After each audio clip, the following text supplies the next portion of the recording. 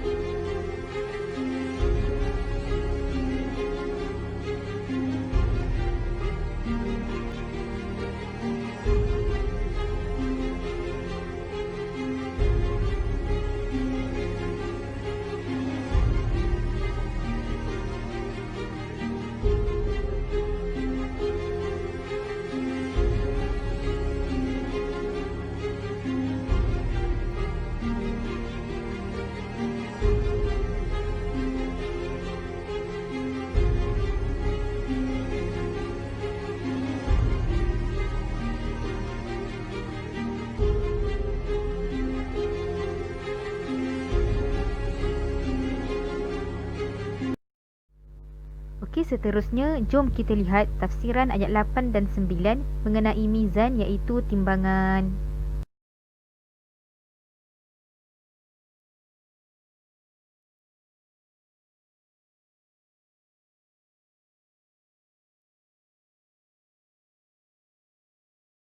Dalam ayat 8 ini Allah menceritakan mengenai timbangan, iaitu timbangan yang berat, timbangan amal kebaikannya.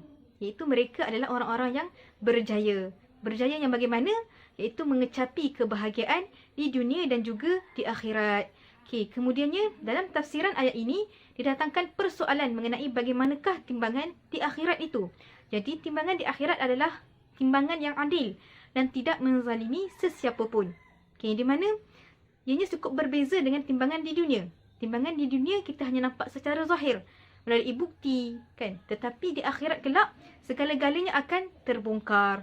Yang tak zahir ataupun yang batin, Allah itu Maha mengetahui. Okay, jadinya yang seterusnya, apakah yang diletakkan di atas timbangan tersebut? Adakah, sedangkan kalau dikatakan amalan, amalan tersebut tidak nampak. Jadi ulama tafsir telah pun memberi beberapa penafsiran. Okay, ada 4 bentuk amal yang diletakkan di atas timbangan. Okay, yang pertama adalah dalam bentuk amalan. Okay, di mana amalan ini Allah itu berkuasa mengubah amal ini menjadi satu bentuk jasad. Maksudnya perkara yang kita boleh nampak.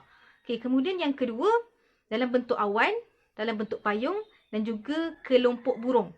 Ini adalah bagi mereka yang rajin membaca surah Al-Baqarah dan juga surah Al-Imran. Okay, kemudian yang ketiga adalah dalam bentuk buku catatan amal perbuatan, dalam bentuk buku.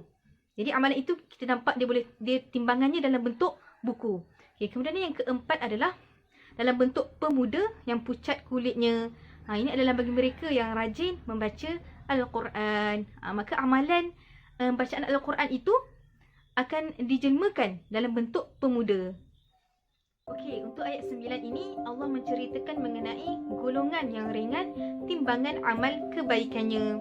Jadi mereka ini golongan yang bagaimana? Okay, mereka adalah orang-orang yang rugi di akhirat kelak. Jadi janganlah kita menjadi mereka yang menyesal di kemudian hari. Kerana dunia ni adalah tempat untuk kita menanam benih. Manakala akhirat itu adalah tempat untuk kita menuai hasil tanaman kita. Okey, pengajaran yang boleh kita dapat daripada ayat yang ditakar tadi. Okey, yang pertama, hendaklah kita sentiasa taat dan patuh kepada Allah, Rasul dan juga wahyu yang dibawa. Okey, kemudian yang kedua, iaitu janganlah kita tergolong di kalangan mereka yang menyesal di kemudian hari atas sebab keingkaran yang dilakukan. Dan yang ketiga, iaitu hendaklah kita sentiasa berbuat baik dan beramal soleh, kerana berbuat baik itu adalah kunci kepada beratnya amal timbangan di akhirat kelak. Okay, jadi rasanya itu sahaja. Wallahu alam, moga bermanfaat. Assalamualaikum warahmatullahi taala wabarakatuh.